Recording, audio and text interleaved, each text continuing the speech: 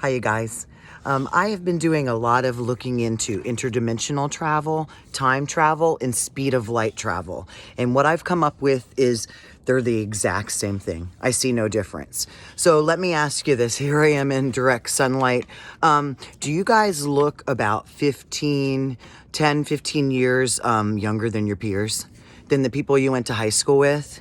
I'm 52. I'm about to be 52. So what I found in time travel, in interdimensional travel, in time travel, in the speed of light travel, basically, if you're traveling the speed of light, your age slows down, but yet those around you, their age goes on as normal. So it could very well be that some of us are doing some interdimensional traveling and we don't know that we are. We could be interdimensionally traveling with Tiamat for all we know.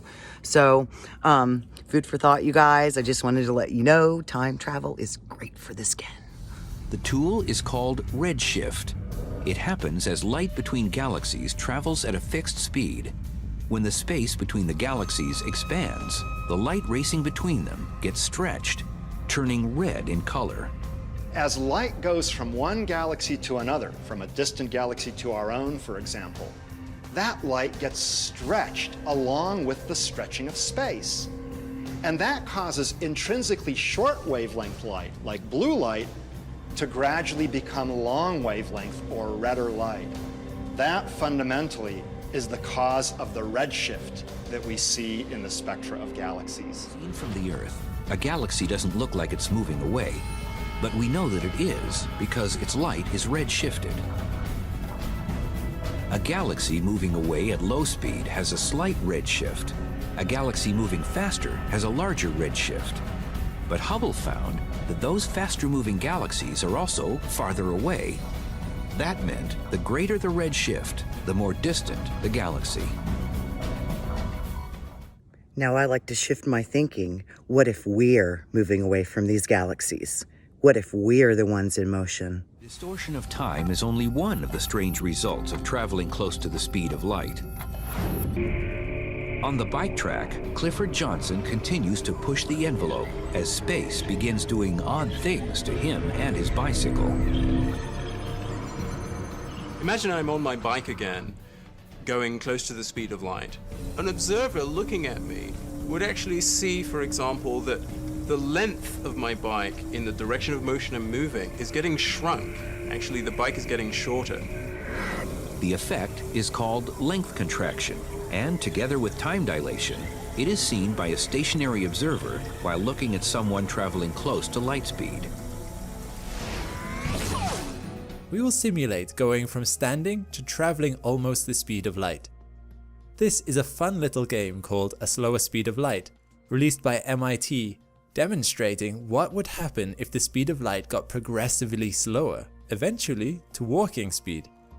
At first, my character looks around and sees the world normally, but as I start to pick up these orbs, instead of speeding me up, the game slows the speed of light down to simulate what it would look like if we were traveling extremely fast over vast distances. As the speed of light slows, what becomes apparent to you? The first thing I notice is that the colors start to change. This is because of something called the relativistic Doppler effect. You see, when you look around and you see color on objects, this is because light is reaching your eyes at specific wavelengths. The longest wavelengths you can see are reds. The shortest wavelengths are violets. Beyond the range of our sight are the infrared and ultraviolet. But when you are going very fast, because of the Doppler effect, some of the wavelengths that were in the infrared and ultraviolet now shift to wavelengths you can detect. Suddenly, things that were invisible to us before become visible, like heat in infrared and fluorescent substances in ultraviolet. The faster you travel, the larger your visible range now becomes. Light does travel in waves, but it is also a stream of particles called photons. As you head into the flow of particles at speed, the more particles will hit your eye, making everything ahead of you brighter. What else do you start to notice? You may notice that we seem to be gradually speeding up. But actually, our speed always stays the same throughout the game. We are just walking like we were at the beginning. This is the result of special relativity, namely time dilation.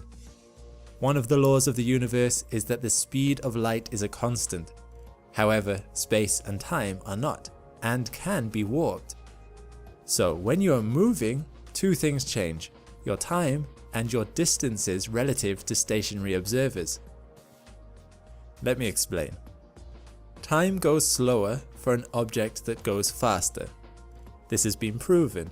If you have two clocks, one stationary and the other in rapid motion, say on a rocket, the times on each will go out of sync. The faster you go, the more time dilation happens, until, should you hit the speed of light, the rate of time reaches 0.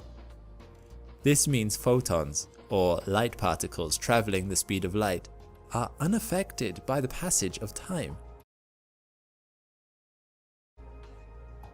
But let's go back to how time dilation affects us in the game.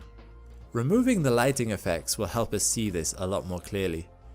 Now remember, throughout the game, our walking speed stays the same. It's the speed of light that slows down as we collect more orbs. And yet, it seems that we move a lot faster towards the end of the game than at the beginning. What is happening here is that our time is going slower than everything around us. As a result, it's like the distances of space are shorter, meaning we get somewhere quicker from our perspective. In practice, this means that if we traveled in a vehicle that approaches the speed of light, we travel for 1 year at that speed, it all seems normal for us, but 10 years have passed for people on Earth.